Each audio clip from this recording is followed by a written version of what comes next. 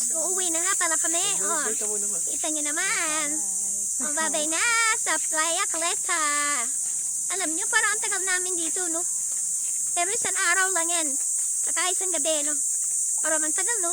Pero kasi pag napunta ka sa isang lugar, dapat sulitin mo.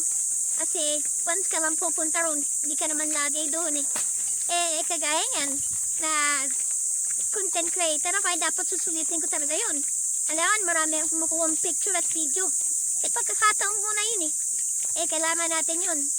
Alam niyo naman, kahit nasa bahay tayo, kung na-invite ka na, di kikita ka na, diba? Oo. Ito niyo naman, ang ganda ng view nila. Pupunta man ako doon sa check-out. Check out na kami, guys. Sobrang init ng panahon, guys, ha? Kaya mag-iingat ang lahat, lalo na yung mga may high blood. Kaya basta-basta nagpapainit. Tsaka kung may maintenance kayo, dapat iniinom nyo.